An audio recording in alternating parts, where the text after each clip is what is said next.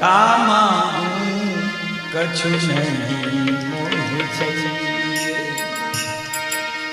का मांगू कछु नहीं मोह चाहिए,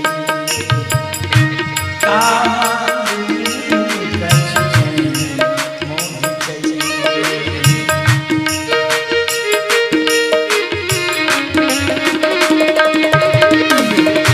प्रभु मोहि राधा कृष्ण मिलइए, प्रभु मोहि राधा कृष्ण मिलइए, का मांगू कछु नहीं मोह चाहिए।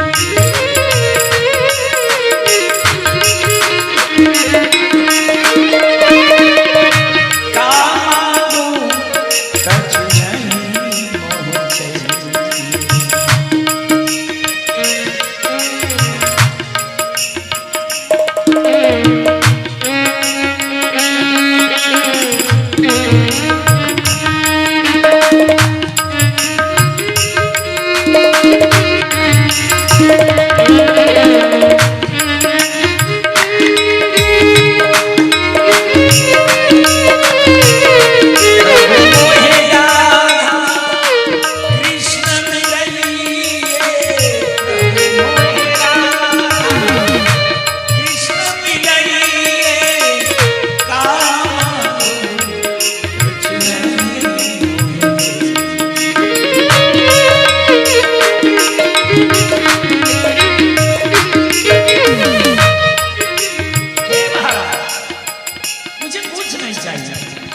मुझे धन नहीं चाहिए, मुझे दौलत नहीं चाहिए, मुझे माल खजाना नहीं चाहिए, मुझे केवल राधा कृष्ण के दर्शन चाहिए बस।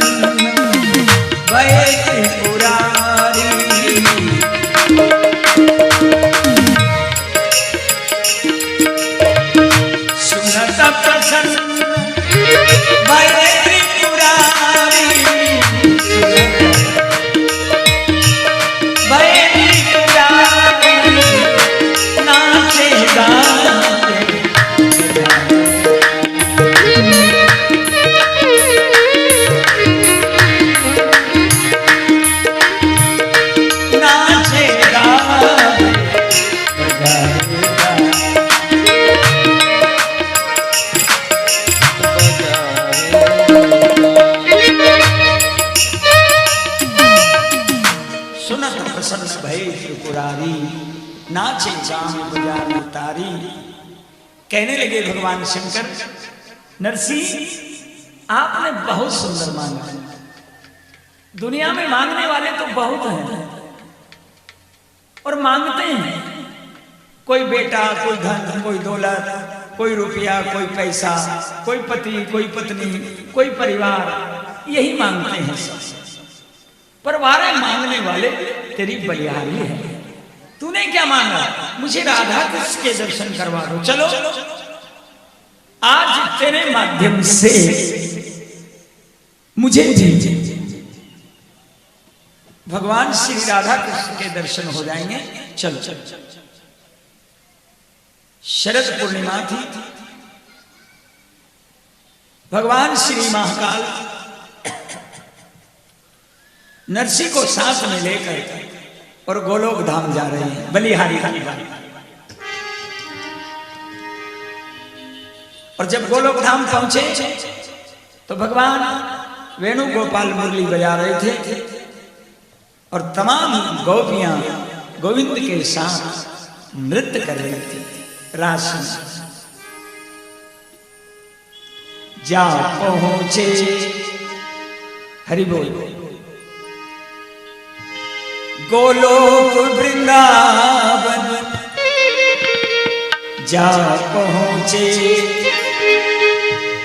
गोलोक वृंदावन, श्याम ने रास रचायो हे। जा पहुंचे लोक वृंदावन, श्याम ने रास रचायो हे।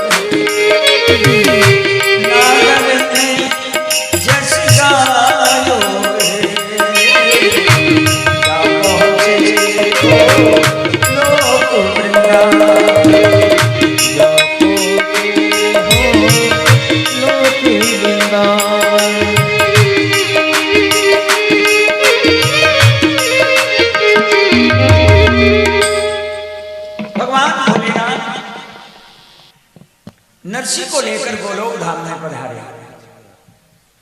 शरद पूर्णिमा थी, भगवान वेणुगोपाल वेणु बजा रहे थे। समस्त ब्रज की गोपियों के साथ गोविंद की रास लीला हो रही थी और ऐसे में नरसी को लेकर भगवान पहुंच गए भोलेनाथ गोलोक धाम। मुरली बज रही थी वेणु की, वेणु बज रही थी वेणुगोपाल की। प्रत्येक गोपी के साथ एक गोविंद की रास लीला देख भगवान भोलेनाथ से रहा नहीं गया। आपने भी डमरू बजाना शुरू कर दिया और घुंघरू बांधकर भोलेनाथ भी नाचने लगे रास में। और फिर जब भोलेनाथ नाच रहे हैं, गोविंद नाच रहे हैं, ब्रज की गोपियां नाच रही हैं उसमें रास में, तो नरसी कब ठहरने वाले थे महाराज। बांध लिए घुंघरू नरसी ने पांव में, हाथ में करताल ले ली और आप भी मुरली की तान पर नाचने लगे। और नरसी की ये नृत्य लीला देखकर भगवान प्रसन्न हो गए। भोलेनाथ से पूछने लगे, भोलेनाथ ये ऐसा सुंदर नृत्य करने वाला भक्त कहां से लाया है? आपने सुना होगा एक सिद्धांत है, यही सब संत कहते हैं, यही सब ग्रंथ कहते हैं, न जाने कौन से गुण पर दया निधि रीझ जाते हैं। हमारी भक्ति के मार्ग में, हमारी भक्ति में कोई ऐसा काम हो जाए हमारे जीवन में हमारे द्वारा कि पता नहीं उस गुण पर परमात्मा रीझे और हमें आनंद प्रदान कराए। यही सब संत कहते हैं, यही सदग्रंथ कहते हैं, न जाने कौन से गुण पर दया निधि रीझ जाते हैं। तो आज नरसी के कीर्तन में नाचने से भगवान प्रसन्न हो गए। बोलो नारायण। नाचने से प्रसन्न हो गए, कीर्तन में नाच रहा है। ये एक समाधि है, ध्यान देना। हरि कीर्तन करना, हरि कीर्तन में नृत्य करना, ये एक समाधि है। जैसे ऋषि मुनि लोग समाधि लगाते ना, पहाड़ों में, जंगलों में, गुफाओं में समाधिस्थ हो जाते हैं, देह भाव नहीं रहता, अपने पराये का ख्याल नहीं रहता। ऐसे कीर्तन करते करते भक्त को जब वो नृत्य करने लगता है, नाचने लगता है, तो उसको देह का भाव नहीं रहता, इसलिए तो नाच रहा है। और जब देह भाव नहीं है, किसी को रिझाने के लिए नहीं नाच रहा है, कीर्तन में मगन होकर नाच रहा है, तो गोविंद प्रसन्न हो जाता है, प्रभु प्रसन्न हो जाते हैं। मीरा नाचती थी घुंघरू बांध के, पग घुंघरू बांध मीरा नाची। एक समाधि थी, भक्ति का एक मार्ग है। नरसी कीर्तन करते करते नाचते थे।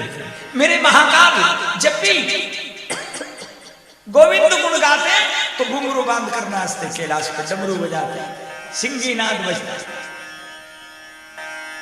गोविंद नृत्य पर प्रसन्न है, पर वो नृत्य देह भाव का नहीं था, विदेह भाव का था। भगवान भोलेनाथ से पूछा कि इतना सुंदर नृत्य करने वाला कहां से लाए हो? तो पता बताया, महाराज जूनागढ़ का रहने वाला है, नागर वंश का ब्राह्मण है, आपके दर्शनार्थ इसने मेरी भक्ति करी है और मैं आपको इसको दर्शन दिलाने यहाँ लाया हूं। प्रभु इसको दर्शन दो महाराज, ये परम भक्त है।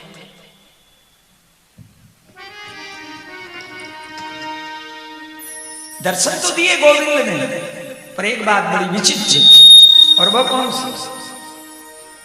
रीजे हरि ने अरे दियो के दारो। भगवान प्रसन्न हो गए नरसिंह पे और राग के दार दे रहे लिख के, रीजे हरि ने दियो के दारो।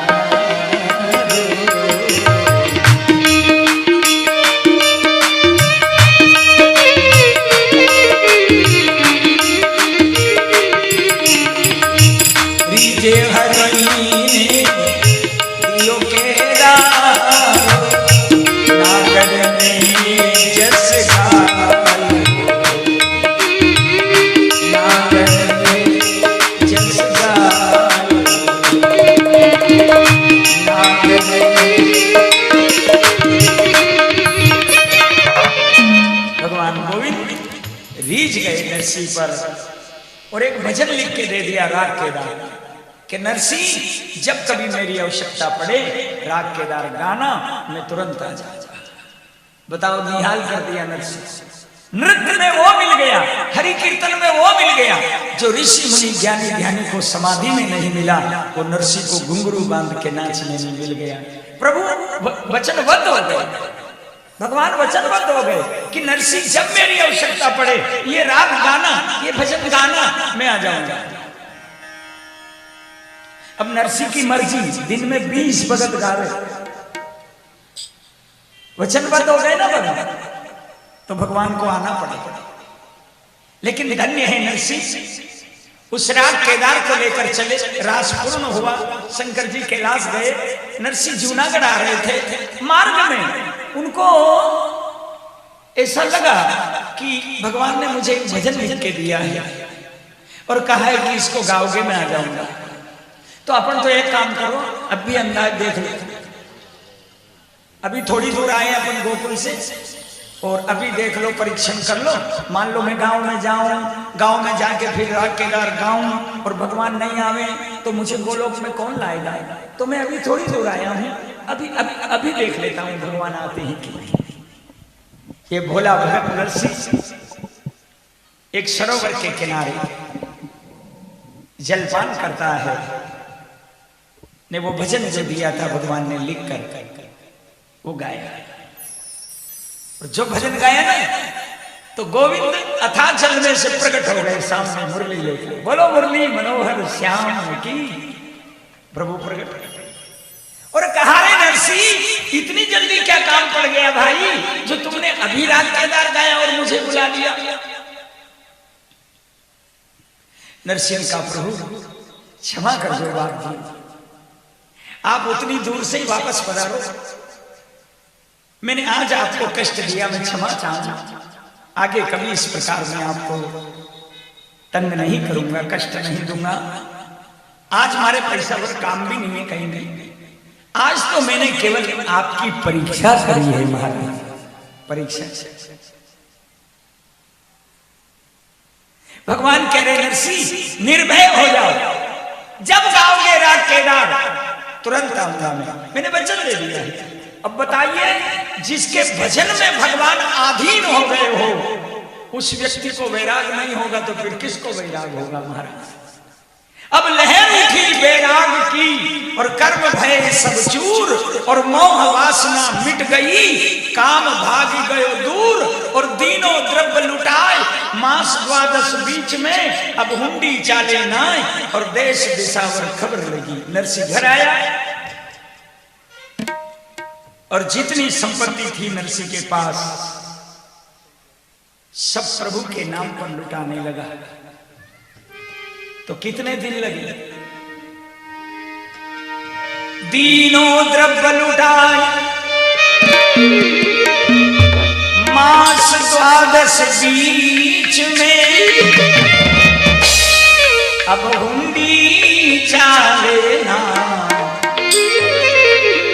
देश दिशावर खबर। 12 महीने लगे। नरसिंह के पास इतनी संपत्ति थी कि उनको 12 महीने लगे दान करने में, लुटाने में, सब लुटा दिया। अब कुछ नहीं नरसिंह। एक बेटी थी नानी बाई, उसका विवाह कर दिया। नगर अंजार में श्रीरंजी के यहां नानी बाई की भी एक बेटी थी रामकन्या। उस बेटी के विवाह का आयोजन किया श्रीरंजी ने, उसके दादाजी ने, ताकि सुता को श्रीरंग की ऊंचा और न्योती सकल बिरादरी तेरे नागर कुल को। उस बेटी के विवाह का आयोजन श्रीरंजी ने किया। सारे समाज में निमंत्रण दिया। सबसे पहले किसको लिखा? आप हम सबसे पहले किसको लिखते? श्री गजानंद भगवान को सबसे पहला निमंत्रण लिखा, दूसरा भगवान को लिखा, और तीसरा निमंत्रण जब नरसिंह को लिखने लगे, यानी जिस बेटी का विवाह हो रहा है उसके नाना जी, नानी बन के लिखा, उनको जब निमंत्रण लिखने लगे तो नानी बाई का एक जेठ था, वो जेठ बोला,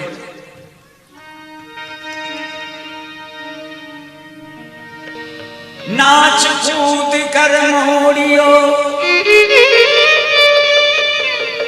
भरे नरसीलो पे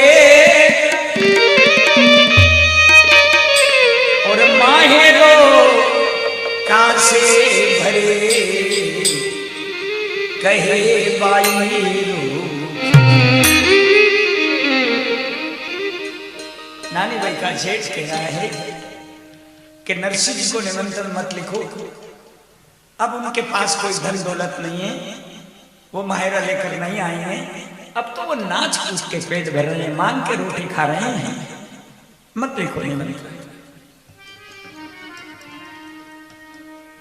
फिर भी नानी बाई की सास और उनके ससुर श्रीरंग जी कहने लगे कि नहीं, वो बेटी के नाना जी हैं और नाना जी को निमंत्रण लिखना ही पड़ेगा। अरे बोले निमंत्रण लिखोगे तो वो हमारे घर आएंगे, और अगर हमारे घर आए ना तो हमारी तो नाक कट जाएगी महाराज। बोले कैसे नाक कट जाएगी? अरे बोले बाजार में नाचते हैं घुंघरू बांध के, बड़ी बड़ी हवेलियों में बड़े बड़े मकामों में हमारे रिश्तेदार रईस लोग ठहरेंगे, और जब उनके बीच में नरसिंह नृत्य करेगा तो लोग उंगली से दिखाएंगे कि साहब ये श्रीरंग जी के खास भाई जी हैं जो बाजार में नाच रहे हैं, बोलो नारायण। तो हमारी तो नाक कट जाएगी। लोग कहेंगे श्रीरंग जी इतने बड़े धनी, इतने बड़े धनवान, लक्ष्मीपति, और देखो भिखारी से संबंध किया जो बाजार में नाच रहे हैं, तो हमारी तो बात बिगड़ जाएगी, तो मत बुलाओ। बोले नहीं, बुलाना तो पड़े, निमंत्रण तो देना पड़े, पर आना नहीं चाहिए, ऐसे कोई युक्ति करे। तो ये नानी बाई का देवर कह रहा है कि मत चिंता करो, ऐसी युक्ति मेरे पास में है। क्या है? कि निमंत्रण तो लिखो, पर निमंत्रण में इतना सामान लिख दो कि नरसिंह खरीद नहीं सके। इतनी सामग्री लिखो माहिरा की कि नरसिंह खरीद नहीं सके, और जब नहीं खरीद पाएगा तो अपने आप समझ लेगा कि जो सामान लिखा है लिस्ट में मंगाया मामेरे में, अगर वो मेले के नहीं जाऊंगा तो ठीक नहीं, फिर मुझे जाना भी नहीं चाहिए। अगर जाऊं तो ये सारी सामग्री, और नहीं तो जाना बेकार। तो दोनों काम हो जाएंगे, निमंत्रण भी पहुंच जाएगा और नरसिंह आएगा भी नहीं। बोले लिखो, बोले हो लिखो। एक भक्त की हंसी और एक भक्त को नहीं बुलाने के लिए उसकी मजाक की जा रही है, हंसी की जा रही है। सामान लिख रहे हैं माहिरे का, ये सामान लेकर आना। क्या लिख रहे हैं देखिए, और कौन लिख रहा है और कौन लिखवा रहे हैं।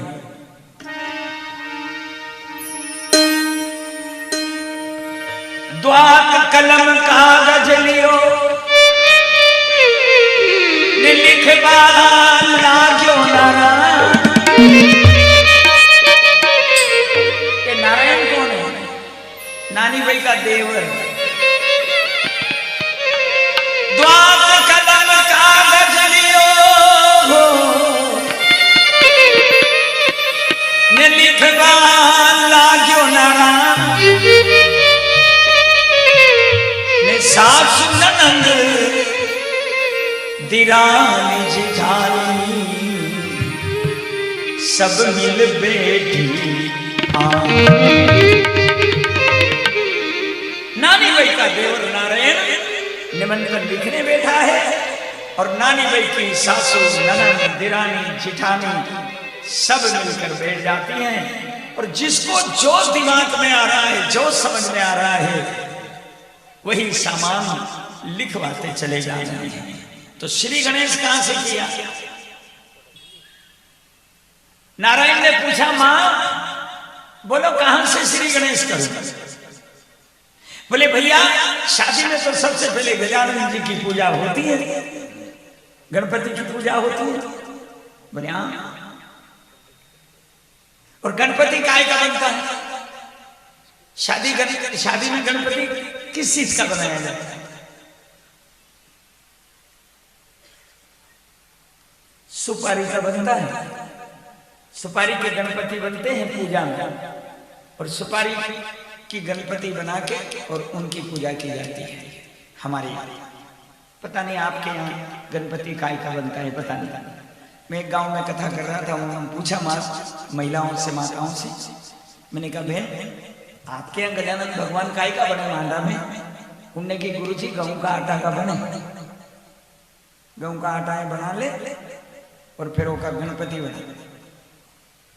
गणपति चार हाथ पांव बना दे, एक माथो बना दे, ने 1 रुपये पेट में छोटा दे। 1 रुपये पेट में लगा दे उनके, ये बनी गया गणपति। तो सबसे पहले गणपति, और गणपति सुपारी का बनता है, तो सुपारी से शुरू करो। सुपारी है, कंकु है, रोली है, ये सामान, पूजा का सामान लिखो पहले। बोले हो लिखो, कितना लिखो? बोले लिखो। तो क्या लिख रहे हैं देखिए,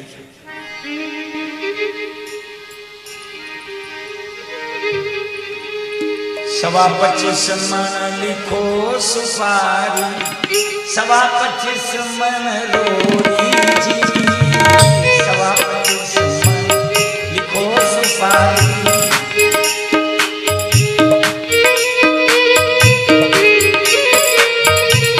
सवा 25 मन लिखो सुपारी, सवा 25 मन रोली जी, 1000 थान में मुदी का लिख दो, 1000 थान में मुदी का लिख दो, और मेवाती कोरी 1000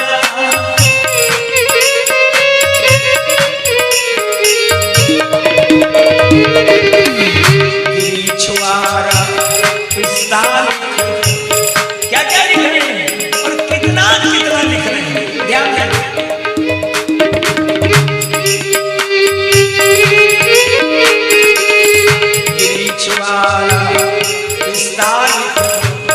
साल दो साला कापड़ा, ठट्टा करे नरसी का प्यार, पथका पर छे का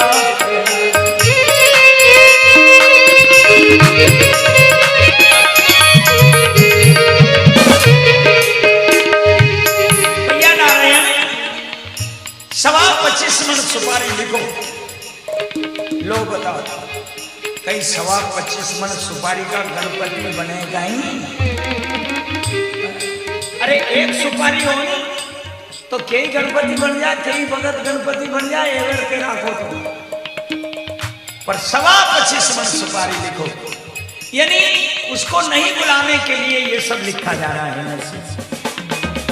गिरी छुआरा पिस्ता लिख दो, साल मसाला कापड़ा, ठट्टा करे नरसी का व्यायी, वक्ता बरसे खापड़ा। और क्या लिख रहे हैं,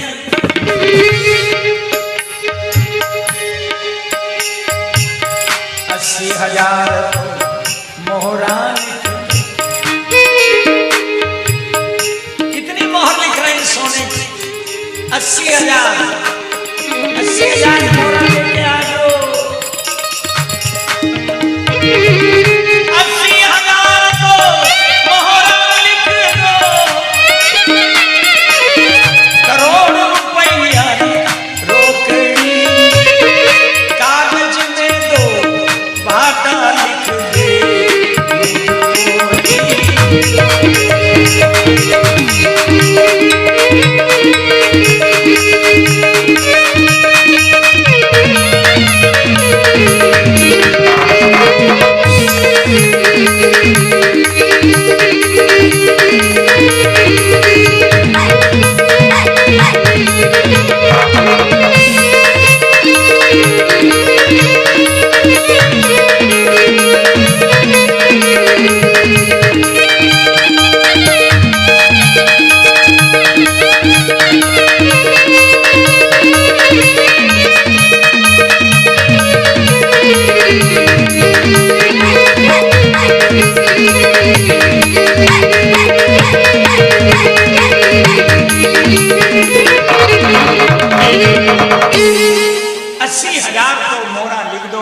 करोड़ रुपया ये रोकड़ी। और ये जो नानी बनी है ना, इसकी सासू की सासू वो भी वहीं बैठी हुई थी।